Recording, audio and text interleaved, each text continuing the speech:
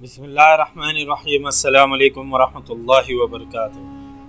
خالد بن ولید رضی اللہ عنہ کو اطلاع ملی کہ سقنہ اور خدمہ کی آبادی نے اطاعت قبول کر لی ہے، تو انہوں نے وہاں کے لیے عمال مقرر کر کے دونوں دستوں کو اپنے پاس بلا لیا۔ خالد بن ولید رضی اللہ عنہ آگے بڑھنے کا حکم دیا۔ آگے قریتین کا قصبہ تھا جس کی آبادی دوسری بستیوں کی نسبت زیادہ تھی۔ خالد بن ولید رضی اللہ عنہ نے اس کے قریب پہنچ کر لشکر کو روک لیا اور اپنے دو نائبین سے کہا کہ وہ بستی میں جا کر صلح اور معاہدے کی بات کریں۔ یہ دونوں ابھی چلے ہی نہیں تھے کہ وہاں ایک آبادی نے دائیں اور بائیں سے مسلمانوں کے لشکر پر حملہ کر دیا۔ یہ حملہ غیر متوقع نہیں تو اچانک ضرور تھا۔ خالد بن ولید رضی اللہ عنہ نے اپنے لشکر کو ہجوم کی صورت میں نہیں بلکہ جنگی تربیت میں رکھا ہوا تھا۔ واقعی دشمن ملک میں تھے۔ انہوں نے ایک دو دستے پیچھے رکھے ہوئے تھے۔ جو ہی حملہ ہوا، خالد بن ولید رضی اللہ عنہ نے پیچھے والے دستوں کو آگے بڑھا دیا۔ حملہ آوروں میں بستی کے لوگ زیادہ معلوم ہوتے تھے اور ان میں کچھ تعداد باقاعدہ فوجیوں کی بھی تھی۔ یہ دوسری جگہوں کی مثلاً عرق اور تدمور سے آئے ہوئے فوجی تھے۔ یہ سب لوگ تعداد میں تو زیادہ تھے لیکن ان کے لڑنے کا انداز اپنا ہی تھا اور یہ انداز باقاعدہ فوج والا نہیں تھا۔ خالد بن ولید رضی اللہ عنہ کی جنگی چالوں کے سامنے تو بڑے بڑے تجربے کار سالار بھی نہیں ٹھہر سکتے تھے۔ تھوڑے ہی وقت میں مجاہدین نے اس ہجوم کی یہ حالت کر دی کہ ان کے لیے بھاگ نکلنا بھی محال ہو گیا۔ چونکہ لڑائی تھی اور مسلمان پر باقاعدہ حملہ ہوا تھا، اس لیے خالد بن ولید رضی اللہ عنہ نے جنگی اصولوں کے تحت احکام دیے۔ مسلمانوں نے بستی پر حملہ کیا اور مال غنیمت اکٹھا کیا، قیدی بھی پکڑے اور آگے بڑھے۔ اب خالد بن ولید رضی اللہ عنہ پہلے سے زیادہ محتاط ہو گئے تھے۔ جو وہ آگے بڑھتے جاتے انہیں دشمن قسم کے لوگوں سے واسطہ پڑتا جاتا۔ اس جھڑپ سے فارغ ہو کر آگے گئے تو 8-9 میل آگے بے شمار مویشی چر رہے تھے۔ خالد بن ولید رضی اللہ عنہ نے حکم دیا کہ تمام مویشی اپنے قبضے میں لے لیے جائیں۔ یہ ہواری کا علاقہ تھا۔ مجاہدین مویشیوں کو پکڑ رہے تھے تو ہزاروں آدمیوں نے ان پر حملہ کر دیا۔ یہ سب عیسائی تھے۔ غسانیوں کی خاصی تعداد نہ جانے کہاں سے ان کی مدد کو آ پہنچی۔ یہ ایک شدید حملہ تھا۔ حملہ آور قہر اور غضب سے لڑ رہے تھے۔ ان کا ایک ہی نعرہ سنائی دے رہا تھا، انہیں مسلمانوں کو کاٹ دو، انہیں زندہ نہ جانے دو۔ خالد بن ولید رضی اللہ عنہ کی حاضر دماغی اور مجاہدین کی ہمت اور ان کے استقلال نے انہیں اس میدان میں بھی فتح دی۔ لیکن مجاہدین کے جسموں میں اگر کچھ تازگی رہ گئی تھی تو وہ بھی ختم ہو گئی۔ کسی بھی تاریخ میں مجاہدین کی شہادت اور زخمی ہونے کے اعداد و شمار نہیں ملتے۔ ان پر جو حملے ہوئے تھے ان میں یقیناً کئی مجاہدین شہید ہوئے ہوں گے، بعض شدید زخمی ہو کر ساری عمر کے لیے معذور بھی ہوئے ہوں گے۔ شہیدوں کی تعداد دشمن کے مقابلے میں کم ہو سکتی ہے۔ یہ کہنا کہ کوئی بھی شہید نہیں ہوا درست نہیں۔ اس طرح مجاہدین کی تعداد کم ہوتی جا رہی تھی اور کمک کی کوئی امید نہیں تھی، پھر بھی مجاہدین سیلاب کی مانند بڑھے جا رہے تھے۔ خالد بن ولید رضی اللہ عنہ اب زنجیروں والی خود جس پر وہ سرخ امامہ باندھا رکھتے تھے رات کو ہی اتارتے تھے۔ لشکر کا کہیں قیام ہوتا تھا تو خالد بن ولید رضی اللہ عنہ مجاہدین کے درمیان گھومتے پھرتے رہتے۔ ان کے چہرے پر تازگی اور ہونٹوں پر مسکراہٹ ہوتی تھی۔ ان کی مسکراہٹ میں طلسماتی سا تاثر تھا جو مجاہدین کے حوصلوں اور جذبے کو تر و تازہ کر دیتا تھا۔ حواری کے لوگوں کو شکست دے کر خالد بن ولید رضی اللہ عنہ نے وہاں صرف ایک رات قیام کیا اور صبح دمشق کی سمت کوچ کر گئے۔ شام اور لبنان کے درمیان ایک سلسلہ کوہ ہے۔ اس کی ایک شاخ شام میں چلی جاتی ہے۔ دمشق سے تقریباً 20 میل دور 2000 فیٹ کی بلند پر ایک درہ ہے جس کا نام ثنیۃ العقاب ہے۔ درہ عقاب، اسے یہ نام خالد بن ولید رضی اللہ عنہ نے دیا تھا۔ دمشق کی طرف کوچ کے دوران خالد بن ولید رضی اللہ عنہ کا لشکر تقریباً 1 گھنٹے کے لیے رکا تھا اور خالد بن ولید رضی اللہ عنہ نے اپنا پرچم عقاب یہاں گاڑا تھا۔ مورخ لکھتے ہیں کہ خالد بن ولید رضی اللہ عنہ کتنی دیر وہاں رکے ہیں، ایک جگہ کھڑے دمشق کی طرف دیکھتے رہے۔ ان کے سامنے زرخیز، سرسبز اور شاداب علاقہ تھا۔ صحراؤں کے یہ مجاہدین اتنا سرسبز اور دل نشین خطہ دیکھ کر حیرت کا اظہار کر رہے تھے۔ دمشق سے 11 میل دور مرج راحت نام کا ایک شہر تھا۔ اس کی تمام تر آبادی غسانیوں کی تھی۔ غسانیوں کی بادشاہی میں ہلچل بپا تھی۔ ان کے پایا تخت بصرہ میں اطلاع پہنچی تھی کہ مسلمان بڑی تیزی سے بڑھے چلے آ رہے ہیں اور عیسائی ان کے آگے ہتھیار ڈالتے جا رہے ہیں۔ غسانیوں کا بادشاہ جبلہ بن ایم غصے میں رہنے لگا تھا۔ فارسیوں کی طرح وہ بھی بار بار کہتا تھا کہ ان ذرا جتنے مسلمانوں کو اس کی بادشاہی میں دخل ہونے کی جرت کیسے ہوئی۔ اس نے اپنے جاسوس بھیج کر معلوم کرا لیا تھا کہ مسلمان کس طرف سے آ رہے ہیں اور ان کی نفری کتنی ہے۔ اسے آخری اطلاع یہ ملی کہ خالد بن ولید رضی اللہ عنہ دمشق سے کچھ دور رہ گئے ہیں اور وہ مرج راحت کے راستے دمشق تک پہنچے گا۔ مرج راحت جبلہ غسانی نے کہا اور سوچ میں پڑ گیا، پھر بھڑک کر بولا، مرج راحت، کیا ان دنوں وہاں میلہ نہیں لگا کرتا؟ میلہ شروع ہے، اسے جواب ملا۔ جبلہ نے اسی وقت اپنے سالاروں کو بلایا اور انہیں کچھ احکام دیا اور کہا کہ ان احکام پر فوری عمل درآمد شروع کر دیا جائے۔ یہ ایک جال تھا جو اس نے خالد بن ولید رضی اللہ عنہ کے لشکر کے لیے مرج راحت کے میلے میں بچھا دیا تھا۔ وہ عیسائی تھے جنہوں نے مسلمانوں کے آگے گھٹنے ٹیک دیے ہیں۔ اس نے کہا، مسلمان اس خوش فہمی کے ساتھ آگے بڑھتے آ رہے ہیں کہ ان کے راستے میں جو بھی آئے گا ان کی اطاعت قبول کر لے گا۔ رومیوں کو نیچا دکھانے والے غسانی عرب کے بدوؤں کی اطاعت قبول نہیں کریں گے۔ ہم مرج راحت میں ہی ان کا خاتمہ کر دیں گے۔ خالد بن ولید رضی اللہ عنہ مرج راحت کے قریب پہنچ رہے تھے اور انہیں میلہ نظر آ رہا تھا۔ بہت بڑا میلہ تھا۔ یہ غسانیوں کا کوئی تہوار تھا۔ ہزارہ لوگ جمع تھے، کھیل تماشے ہو رہے تھے، گھوڑ دوڑ اور شتر دوڑ بھی ہو رہی تھی۔ کہیں ناچ تھا، کہیں گانے تھے۔ ایک وسیع میدان تھا جس میں آدمی ہی آدمی تھے۔ ان کی تعداد 20,000 کے لگ بھگ تھی۔ خالد بن ولید رضی اللہ عنہ کا لشکر جب کچھ اور قریب گیا تو تہوار منانے والا یہ ہجوم دیکھتے ہی دیکھتے فوج کی صورت اختیار کر کے جنگی ترتیب میں آ گیا۔ گھوڑ سوار باقاعدہ رسالہ بن گئے۔ ہر آدمی تلوار یا برچی سے مسلح تھا۔ عورتیں اور بچے بھاگ کر قصبے میں چلے گئے اور ہجوم جو فوج کی صورت اختیار کر گیا تھا اس طرح دائیں اور بائیں پھیلنے لگا جیسے مجاہدین کو گھیرے میں لینا چاہتا ہو۔ مجاہدین کو اپنے پیچھے سرپٹ دوڑتے گھوڑوں کا قیامت خیز شور سنائی دیا۔ ادھر دیکھا، غسانی سواروں کا ایک دستہ تلواریں اور برچیاں تانے سمندر کی طوفانی لہروں کی طرح چلا آ رہا تھا۔ یہ تھا وہ جال جو جبلہ بن ایم نے خالد بن ولید رضی اللہ عنہ کے لیے بچھایا تھا۔ ممکن نظر نہیں آتا تھا کہ خالد بن ولید رضی اللہ عنہ اپنے لشکر کو اس جال سے نکال سکیں گے۔ مجاہدین کی تعداد 9,000 تھی اور جس دشمن نے انہیں اپنے جال میں لیا تھا اس کی تعداد 3 گنا تھی۔ مجاہدین تھکے ہوئے بھی تھے۔ 5 روزہ صحرائی سفر کے بعد وہ مسلسل پیش قدمی اور مورکہ آرائی کرتے آ رہے تھے۔ غسانیوں کے بادشاہ جبلہ نے ٹھیک سوچا تھا کہ مسلمان کوچ کی ترتیب میں آ رہے ہوں گے اور انہیں جنگی ترتیب میں آتے کچھ وقت لگے گا اور ان پر حملہ اس طرح ہوگا کہ انہیں سنبھلنے کا موقع نہیں ملے گا۔ اس نے مسلمانوں کی قلیل تعداد کو بھی پیش نظر رکھا تھا اور یہ کہ مسلمان میلے کو بے زر لوگوں کا میلہ ہی سمجھیں گے۔ غسانیوں کو معلوم نہیں تھا کہ خالد بن ولید رضی اللہ عنہ میلے پر نہیں آئے تھے۔ وہ تجربہ کار سالار تھے۔ انہیں اچانک حملوں کا تجربہ ہو چکا تھا۔ انہیں احساس تھا کہ جوں وہ دشمن ملک کے اندر ہی اندر جا رہے ہیں، حملوں اور چھاپوں کا خطرہ بڑھتا ہی جا رہا ہے۔ چنانچہ وہ لشکر کو ایسی ترتیب میں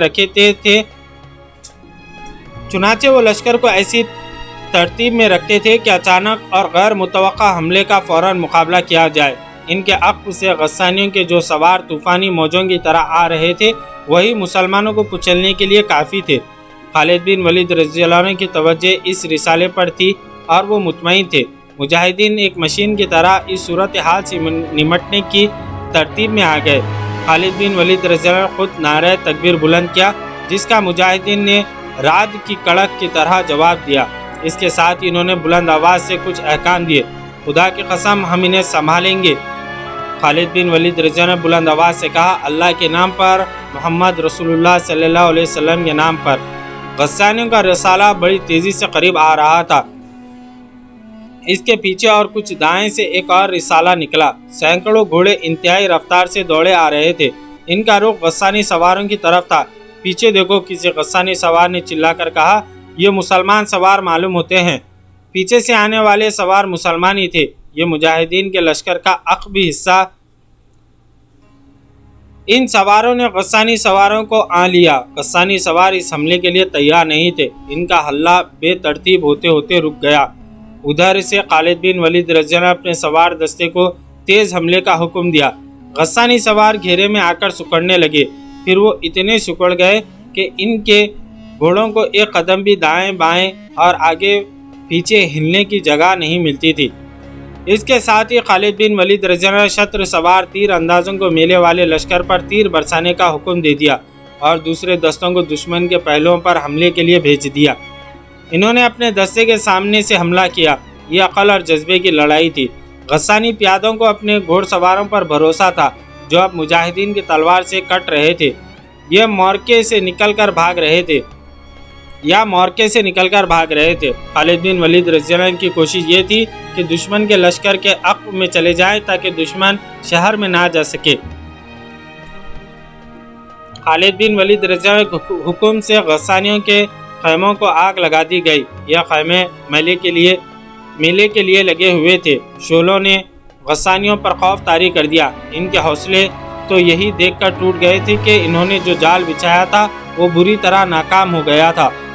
غسانیوں کے پاؤں اکھڑنے لگے۔ ان کا جانی نقصان اتنا زیادہ ہو رہا تھا کہ خون دیکھ کر وہ گھبرا گئے۔ آخر وہ بھاگنے لگے۔ خالد بن ولید رضی اللہ عنہ بار بار اعلان کرا رہے تھے کہ اپنے شہر کو تباہی سے بچانا چاہتے ہو تو باہر رہو۔ شام تک خالد بن ولید رضی اللہ عنہ اس شہر سے مال غنیمت اور بہت سے قیدی اکٹھے کر چکے تھے۔ شہر میں ان عورتوں کے بین سنائی دے رہی تھے جن کے خاوند، بھائی، باپ اور بیٹے مارے گئے تھے۔ خالد بن ولید رضی اللہ عنہ نے رات کو ابو عبیدہ رضی اللہ عنہ کے نام ایک پیغام بھیجا کہ وہ خالد بن ولید رضی اللہ عنہ بصرہ کے قرب و جوار میں ملے۔ بصرہ غسانی حکومت کا پایہ تخت تھا۔ غسانی اور رومی مل کر بصرہ کے دفاع کا انتظام کر رہے تھے۔ مجاہدین کا بڑا ہی سخت امتحان ابھی باقی تھا۔ وہ جو محمد رسول اللہ صلی اللہ علیہ وسلم کو اللہ کا بھیجا ہوا رسول نہیں مانتے تھے اور اللہ کو وحدہ لا شریک نہیں سمجھتے تھے، وہ ابھی تک جنگی طاقت کو افراد کی کمی بیشی سے اور ہتھیاروں کی برتری اور کم تری سے ناپ تول رہے تھے۔ حیران تو وہ ہوتے تھے کہ مسلمان کس طرح اور کس طاقت کے بل بوتے پر فتح حاصل کرتے آ رہے ہیں، لیکن اپنی فوجوں اور گھوڑوں کے افراد اور اپنے ہتھیاروں کی برتری کا ان کا ایسا گھمنڈ تھا کہ وہ سوچتے ہی نہیں تھے کہ انسان میں کوئی اور طاقت بھی ہو سکتی ہے، اور یہ طاقت عقیدے اور مذہب کی سچائی ہوتی ہے۔ غسانیوں کا بادشاہ جبلہ بصرہ میں اس خبر کا انتظار بڑی بے تابی سے کر رہا تھا کہ مرج راحت میں اس کا دھوکہ کامیاب رہا ہے اور مسلمانوں کو کاٹ دیا گیا ہے۔ اس نے فرض کر لیا تھا کہ مسلمانوں کو شکست دی جا چکی ہے۔ اسے آخری اطلاع یہ ملی تھی کہ مسلمانوں کے لیے میلے کی صورت میں پھندا تیار ہو چکا ہے اور مسلمان تیزی سے اس پھندے میں آ رہے ہیں۔ جبلہ کے طور اور انداز بدل ہی گئے تھے۔ گزشتہ رات اس نے اپنے یہاں جشن کا سما بنا دیا تھا۔ شراب کے مٹکے خالی ہو گئے تھے۔ جبلہ شراب میں تیرتا اور نشے میں اڑتا جوان ہو گیا تھا۔ اس نے بڑھاپے کا مذاق اڑایا تھا۔ اس نے یہ بھی نہیں دیکھا تھا کہ اس کے حرم کی جوان عورتیں من مانی کر رہی ہیں اور ان میں سے بعض اس کی قید و بند سے آزاد ہو کر اپنی پسند کے آدمی کے ساتھ محل کے باغیچوں میں غائب ہو گئی ہیں۔ خود جبلہ کی بدمستی کا یہ عالم تھا کہ اس جشن میں ایک بڑی حسین اور نوجوان لڑکی اس کے سامنے سے گزری تو اس نے لپک کر لڑکی کو پکڑ لیا اور اسے اپنے بازوں میں جکڑ کر بے ہودہ حرکتیں کرنے لگا۔ لڑکی اس کے بازوں سے آزاد ہونے کو تڑپنے لگی۔ تیری یہ جرت! اس نے لڑکی کو الگ کر کے ایک جھٹکے سے اپنے سامنے کھڑا کیا اور بڑے سخت غصے میں بولا، کون ہے تو جو میرے جسم کو ناپسند کر رہی ہے؟ تیری بھانجی! لڑکی نے روتے ہوئے چلا کر کہا، تیرے باپ کی بیٹی کی بیٹی۔ جبلہ نے بڑی زور سے خیخا لگا۔ فتح کی خوشی کا نشہ شراب کے نشے سے تیز ہوتا ہے۔ جبلہ نے کہا، اس کی آواز لڑکھڑا رہی تھی، کل جب مجھے خبر ملے گی کہ مسلمانوں کو کچل دیا گیا ہے اور ان میں سے کوئی بھی بھاگ نہیں سکا تو میری حالت اور زیادہ بری ہو جائے گی۔ اس کی بھانجی روتی ہوئی جشن سے نکل گئی۔ پھر وہ وقت آ گیا جب وہ مسلمانوں پر اپنی فتح کی خبر کا منتظر تھا۔ اب تک خبر آ جانی چاہیے تھی۔ وہ باغ میں جا بیٹھا۔ جواں سال خادمہ تشتری میں شراب کی سراہی اور پیالہ رکھے اس کی طرف جا رہی تھی۔ ادھر سے دربان بڑا تیز چلتا اس تک پہنچا۔ آیا ہے کوئی؟ جبلہ نے بےتاب ہو کر دربان سے پوچھا۔ کوئی مرج راہد سے آیا ہے؟ قاصد آیا ہے، دربان سے دبے دبے سے لہجے میں کہا۔ زخمی ہے، بھیجو اسے۔ جبلہ نے جوش سے اٹھتے ہوئے کہا۔ وہ فتح کی خبر لایا ہے، اسے جلدی میرے پاس بھیجو۔ خادمہ تشتری اٹھائے اس کے قریب کھڑی تھی۔ ادھر سے ایک زخمی چلا آ رہا تھا، وہیں سے کہو کہ تم فتح کی خبر لائے ہو۔ جبلہ نے کہا۔ زخمی قاصد نے کچھ نہ کہا، وہ چلتا آیا۔ اس کے کپڑے اپنے زخموں کے خون سے لال تھے، اس کا سر کپڑے میں لپٹا ہوا تھا۔ کیا تم اتنے زخمی ہو کہ بول نہیں سکتے؟ جبلہ نے بلند آواز سے پوچھا۔ بول سکتا ہوں، قاصد نے کہا، لیکن جو خبر لایا ہوں وہ اپنی زبان سے سنانے کی جرت نہیں۔ کیا کہہ رہے ہو؟ جبلہ کی آواز دب سی گئی۔ کیا مسلمان پھندے میں نہیں آئے؟ آ کر نکل گئے ہیں؟ ہاں، قاصد نے شکستہ خوردہ آواز میں کہا۔ وہ نکل گئے، انہوں نے ایسی چال چلی کہ ہم ان کے پھندے میں آ گئے۔ اپنی فوج کٹ گئی ہے، مرج راہد کو انہوں نے لوٹ لیا ہے۔ جبلہ نے تشتری سے شراب کی سراہی اٹھائی۔ خادمہ نے پیالہ اٹھا کر اس کے آگے کیا۔ جبلہ نے سراہی بڑی زور سے قاصد پر پھینکی۔ قاصد بہت قریب کھڑا تھا، سراہی اس کے ماتھے پر لگی اور وہ گر گیا۔ جبلہ نے خادمہ کے ہاتھ سے پیالہ چھین کر اس کے منہ پر مارا اور لمبے لمبے ڈھک بھرتا ہوا وہاں سے چلا گیا۔ غسانیوں کے بادشاہ کا محل ماتمی فضا میں ڈوب گیا۔ مرج راہد کے بھگوڑے غسانی بصرہ میں آ گئے ہیں اور بصرہ ماتمی شہر بن گیا۔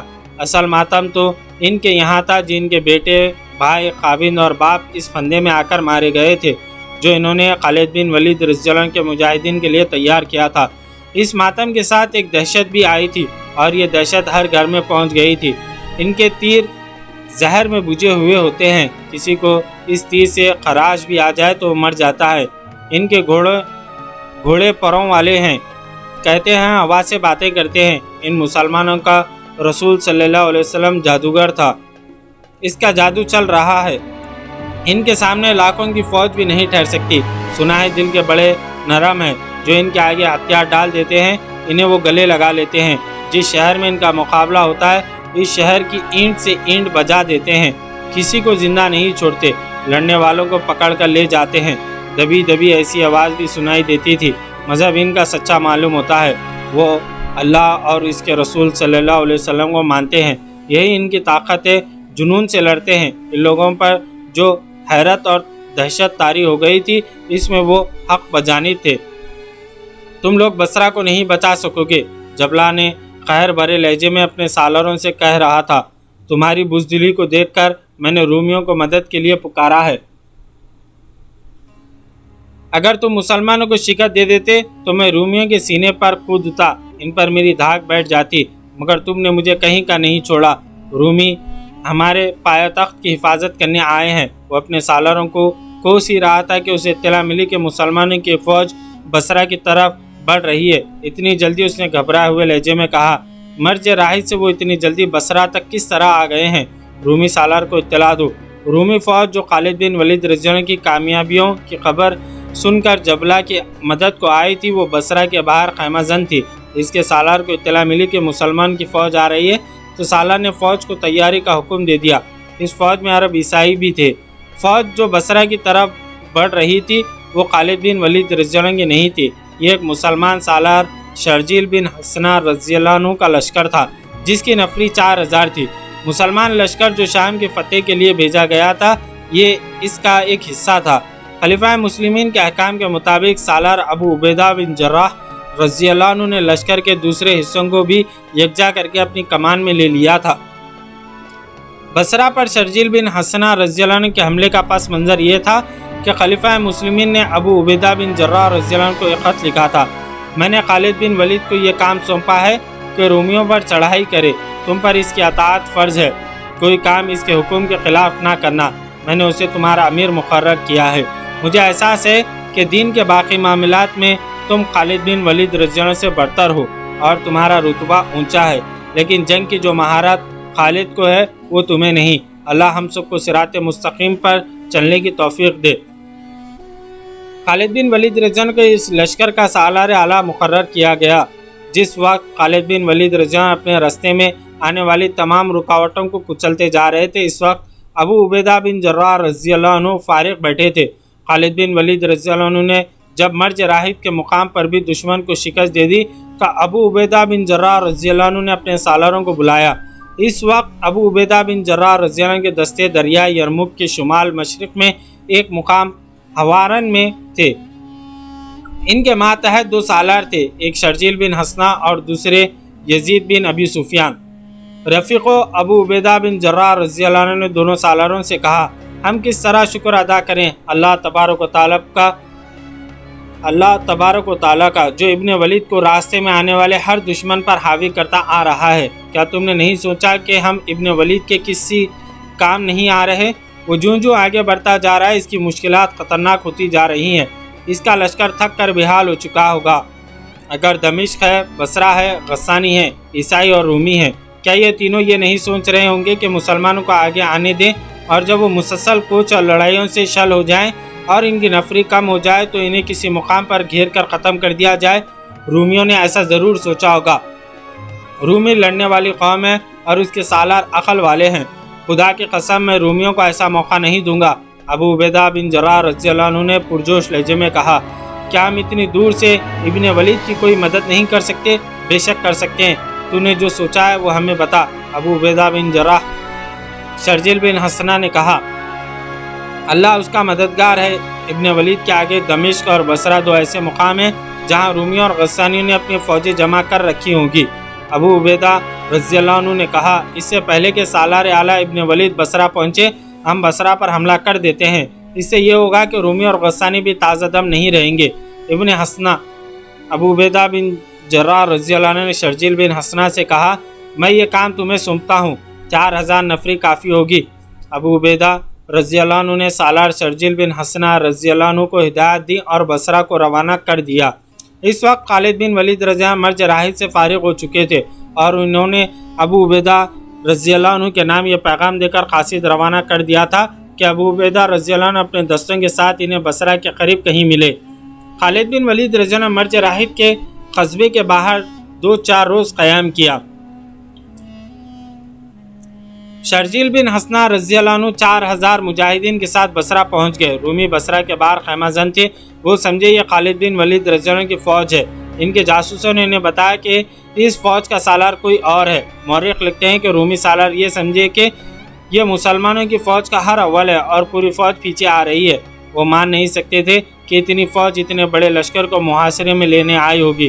رومی فوج جس کی تعداد 12000 تھی قلعے کے اندر چلی گئی۔ بصرہ قلعہ بند شہر تھا۔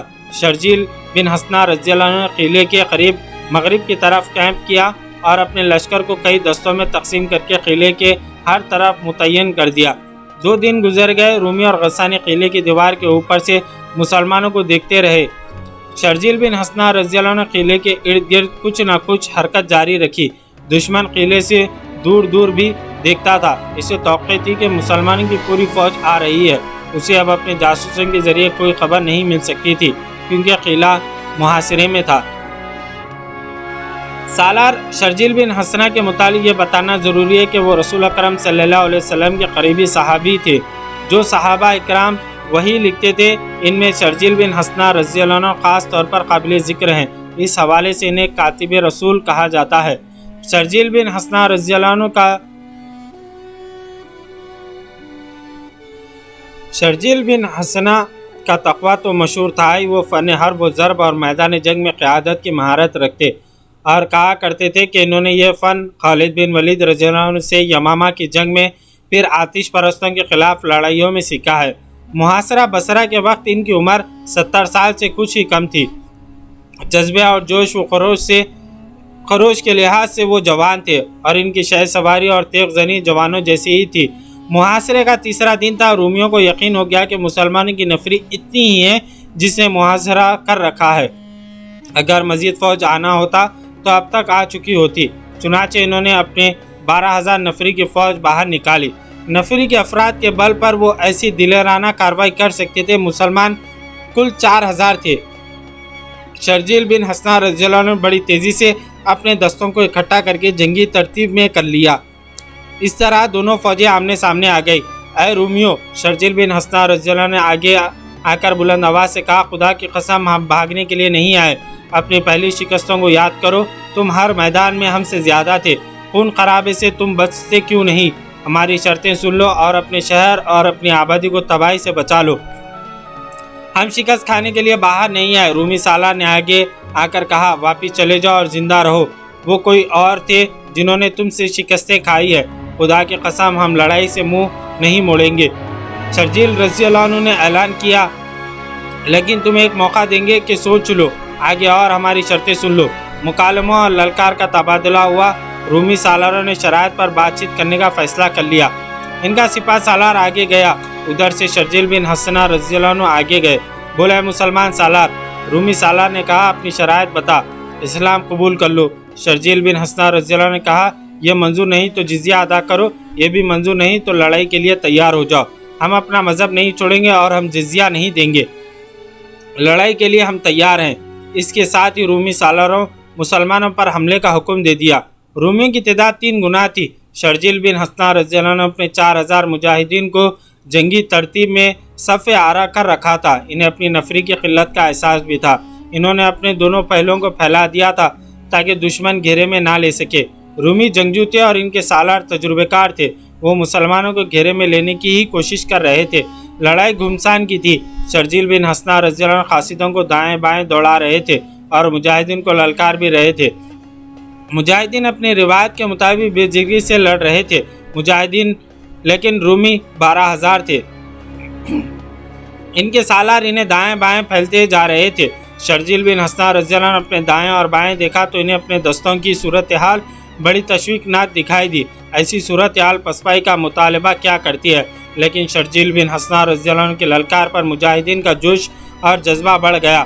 وہ پسپائی کے نام سے نا واقف تھے۔ ان پر جنونی کیفیت طاری ہو گئی اور 4-5 گھنٹے گزر گئے۔ پھر وہ صورت پیدا ہو گئی جس سے شرجیل بن رضی اللہ عنہ بچنے کی کوشش کر رہے تھے۔ دشمن کے پہلو پہل کر مسلمانوں کے پہلوؤں سے آگے نکل گئے تھے۔ وہ گھیرے میں آ چکے تھے۔ اندر کی طرف نہیں سکڑنا۔ شرجیل بن حسنہ رضی اللہ عنہ اپنے دستوں کو پہلوؤں کے کماندروں کو پیغام بھیجا، باہر کی طرف ہونے کی کوشش کرو۔ شرجیل رضی اللہ عنہ کی چالیں بیکار ہونے لگی۔ بے شک مسلمانوں کا جذبہ رومیوں کی نسبت زیادہ تھا، لیکن رومی تعداد میں اتنے زیادہ تھے کہ مسلمان پر غالب آ سکتے تھے۔ اللہ کے پرستاروں، شرجیل بن حسنہ رضی اللہ عنہ نے للکار کر کہا، فتح یا موت، فتح یا موت، فتح یا موت۔ اللہ سے مدد مانگو، اللہ کی راہ میں جانے دے دو، اللہ کی مدد آئے گی۔ مسلمان کے لیے زندگی اور موت کا معرکہ بن گیا تھا۔ شرجیل بن حسنہ رضی اللہ عنہ کی پکار اور للکار پر مجاہدین نے بلند آواز سے کلمہ طیبہ کا ورد شروع کر دیا، جس سے انہیں تقویت ملی، لیکن رومی ان پر حاوی ہو گئے تھے۔ مسلمانوں کے جوش اور جذبے میں قہر پیدا ہو گیا تھا۔ رومی فوج مسلمانوں کے عقب میں چلی گئی۔ اب مسلمانوں کا کچل جانا یقینی ہو گیا تھا۔ رومی جو مسلمانوں کے عقب میں چلے گئے تھے، انہیں اپنے عقب میں گھوڑے سر پر دوڑنے کا طوفانی شور سنائی دیا۔ انہوں نے پیچھے دیکھا تو سینکڑوں گھوڑے ان کی طرف دوڑے آ رہے تھے۔ ان کے آگے 2 سوار تھے جن کے ہاتھوں میں تلواریں تھیں۔ ان میں سے ایک کے سر پر جو عمامہ تھا اس کا رنگ سرخ تھا۔ وہ خالد بن ولید رضی اللہ عنہ تھے۔ خالد بن ولید رضی اللہ عنہ اپنے لشکر کے ساتھ بصرہ کی طرف آ رہے تھے۔ ان کے راستے میں دمشق آیا تھا، لیکن وہ دمشق سے ہٹ کر گزر آئے تھے۔ پہلے وہ بصرہ کو فتح کرنا چاہتے تھے۔ یہ اللہ کے اشارے پر ہوا تھا۔ اللہ نے کاتب رسول صلی اللہ علیہ وسلم کی پکار اور دعا سن لی تھی۔ خالد بن ولید رضی اللہ عنہ جب کوچ کرتے تھے تو اپنے جاسوسوں کو بہت آگے بھیج دیا کرتے تھے۔ بصرہ کی طرف آتے وقت بھی انہوں نے جاسوسوں کو بہت آگے بھیج دیا تھا۔ خالد بن ولید رضی اللہ عنہ بصرہ سے تقریباً 1 میل دور تھے جب ان کا ایک چھتر سوار جاسوس اونٹ کو بہت تیز دوڑاتا واپس آیا۔ خالد بن ولید رضی اللہ عنہ کے پاس گیا اور انہیں بتایا کہ مسلمانوں کا کوئی لشکر بصرہ کے باہر رومیوں کے گھیرے میں آ رہا ہے۔ کون ہے وہ سالار؟ خالد بن ولید رضی اللہ عنہ نے کہا اور سوار دستوں کو ایڑ لگانے اور برچیاں اور تلواریں نکال لینے کا حکم دیا۔ خالد بن ولید رضی اللہ عنہ کے ساتھ جو دوسرا سوار گھوڑ سواروں کے آگے آگے آ رہا تھا وہ خلیفہ مسلمین کا بیٹا عبد الرحمن رضی اللہ عنہ تھے۔ انہوں نے اللہ اکبر کا نعرہ لگا۔ رومیوں نے مقابلے کی نہ سوچی۔ ان کے سالاروں نے تیزی دکھائی، اپنے پہلو کے دستوں کو پیچھے ہٹا لیا اور اپنے تمام دستوں کو قلعے کے اندر لے گئے۔ ان کا مسلمانوں کی تلواروں سے کٹ جانا یقینی تھا۔ قلعے میں داخل ہوتے ہوئے مسلمانوں نے ان کا تعاقب کیا اور کئی رومیوں کو ختم کر دیا۔ قلعے کے دروازے بند ہو گئے۔ خالد بن ولید رضی اللہ عنہ غصے میں تھے۔ انہوں نے ایک حکم یہ دیا کہ زخمیوں اور لاشوں کو سنبھالو، اور دوسرا حکم یہ تھا کہ تمام لشکر اکٹھا کیا جائے۔ انہوں نے سالار شرجیل بن حسنہ رضی اللہ عنہ کو بلایا۔ ولید کے بیٹے شرجیل بن حسنہ رضی اللہ عنہ آتے ہی خالد بن ولید رضی اللہ عنہ سے کہا، خدا کی قسم تو اللہ کی تلوار ہے، تو اللہ کی مدد بن کر آیا ہے، لیکن تو نے یہ کیا کیا ابن حسنہ؟ خالد بن ولید رضی اللہ عنہ غصے سے کہا، کیا تو یہ نہیں جانتا کہ یہ قصبہ دشمن کا مضبوط قلعہ ہے اور یہاں بے شمار فوج ہوگی؟ کیا اتنی تھوڑی نفری سے تو یہ قلعہ سر کر سکتا تھا؟ میں نے ابو عبیدہ رضی اللہ عنہ کے حکم کی تعمیل کی ہے۔ ابن ولید شرجیل بن حسنہ رضی اللہ عنہ کہا، ابو عبیدہ۔ خالد بن ولید رضی اللہ عنہ لے کر کہا، میں اس کا احترام کرتا ہوں، وہ متقی اور پرہیزگار ہے، لیکن میدان جنگ کو وہ اچھی طرح نہیں سمجھتا۔ مورخ واقعی لکھتا ہے کہ ابو عبیدہ رضی اللہ عنہ کو سب خصوصاً خالد بن ولید رضی اللہ عنہ بزرگ اور برتر سمجھتے تھے، لیکن جس نوعیت کی لڑائیاں جاری تھی ان کے لیے ابو عبیدہ رضی اللہ عنہ موضوع نہیں تھے، لیکن جہاں نفری کی کمی تھی وہاں سالاروں کی بھی کمی تھی۔ بہرحال مورخ لکھتے ہیں کہ ابو عبیدہ رضی اللہ عنہ جذبے اور حوصلے میں کسی سے پیچھے نہیں تھے اور وہ بڑی تیزی سے تجربہ حاصل کرتے جا رہے تھے۔ بصرہ پر ان کا حملہ جرأت مندانہ اقدام تھا۔ خالد بن ولید رضی اللہ عنہ قلعے کے باہر اپنی اور شرجیل بن حسنہ رضی اللہ عنہ کی نفری کا حساب کر رہے تھے اور یہ معلوم کرنے کی کوشش بھی کر رہے تھے کہ قلعے کے اندر کتنی نفری ہے۔ مسلمانوں کے ہاتھ میں چند ایک رومی سپاہی آ گئے تھے جو زخمی تھے۔ خالد بن ولید رضی اللہ عنہ کے لشکر کے آ جانے سے مسلمانوں کی نفری 13,000 کے قریب ہو گئی تھی، لیکن رومیوں، عثمانیوں اور عیسائیوں کی تعداد دگنی سے بھی زیادہ تھی۔ کیا تم بھی ڈر کر بھاگ آئے ہو؟ قلعے کے اندر جبلہ بن ایم نے رومی فوج کے سالاروں پر غصہ جھاڑ رہا تھا۔ کیا تم نے اس فوج کا جو قلعے کے اندر تھی اور شہر کے لوگوں کا حوصلہ توڑ نہیں دیا؟ اس طرح یہاں پر 47ویں قسط اپنے اختتام کو پہنچی۔ کل ہم انشاءاللہ 48ویں قسط لے کر آپ کی خدمت میں حاضر ہوں گے۔ جزاک اللہ خیر۔